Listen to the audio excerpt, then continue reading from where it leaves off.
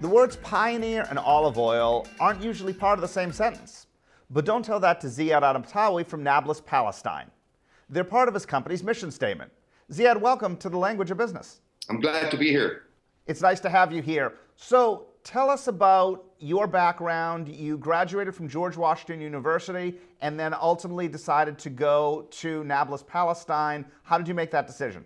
In the early 1988, where I graduated, I decided to come back to Palestine simply to stand up by my father, who needed me at that tough time because of the Palestinian uprising, who started then. And I actually, in the summer of 1987, I came back to Palestine just to check out the situation, and I thought it was great. And there were more than one opportunity for me to come back to Palestine, and family-based business and so on. So I took my decision in the summer of 1987, and I just didn't change it. I just went ahead with what I was planning to do, and I don't regret it. And you're a second-generation owner of the family business. Where is your family originally from? We're a Palestinian family, of course. We reside in the city of Nablus. Our last name, Anabtawi, means we are from a town called Anabta. So whoever comes from Anabta basically is an Anabtawi, and that's where we are from. Tell us about your U.S. distribution business. We are a group of companies, and we were importing a lot of foodstuff and consumer goods to be distributed in Palestine. We were in very good relation with multinationals, such as Nestle, and at a certain stage we were distributors for Philip Morris tobacco, and now we don't do anything with tobacco. We are now distributors of Unilever, Clorox, Del Monte, Barilla, Italian Pasta, and many other international names.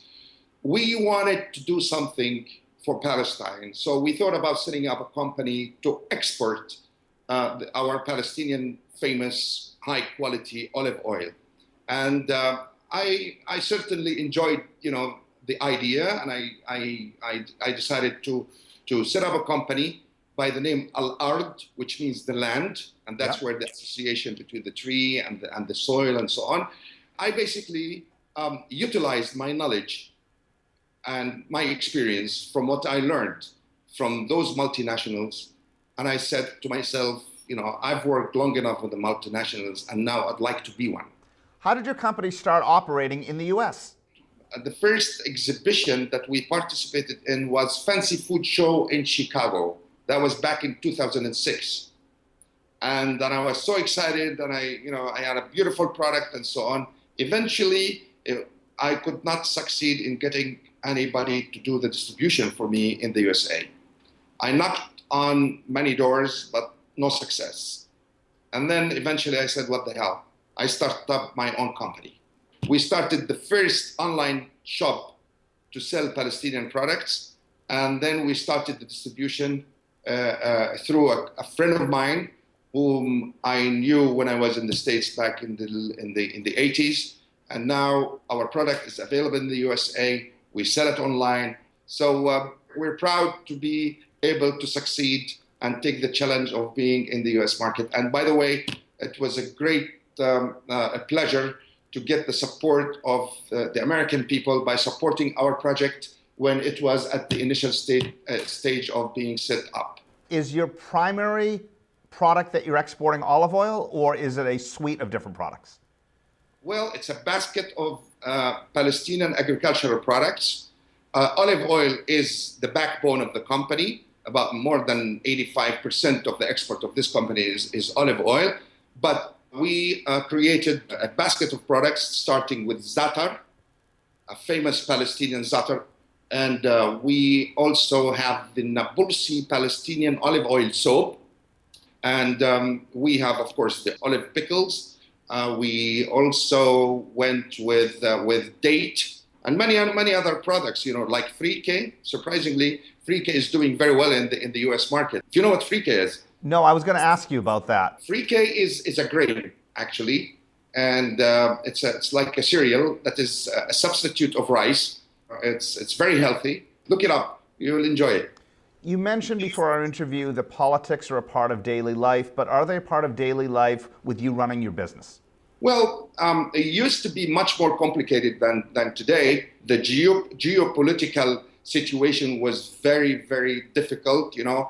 Transportation and movement of goods and people was very, very difficult. Checkpoints and limitations, security checks, and so on. But I would say back 5 years ago, things started to ease down. And that's due to the fact that the international community started to monitor what goes on the ground, because the Israelis, in many cases and for many, many years, were making sure that we have very serious and complicated impediments for the Palestinian economic growth. Do you have any preferential trade accommodations between selling your products to the Israelis or selling them to other Arab countries? Trade and business between Palestine and Israel is simply like doing business between New York and Massachusetts, for instance. It's not a big deal. There are some elements, but we consider that as if we are selling to the same country. Now, when it comes to selling to other countries, we are enjoying some preferential treatment and free trade agreements with a lot of countries. Most of Europe, USA, Canada, most, if not all, the Arab countries, and many countries are signing free trade agreements with the Palestinians, basically to give support to the Palestinian economy and to encourage the Palestinian people pass through this critical period of political negotiations and setting up our own economy. Ziad Anabtawi, CEO of the Anabtawi Group in Nablus, Palestine. On this episode, we looked at global commerce being practiced with a local touch. Next time, we'll talk about the international business of sports. We'll see you then.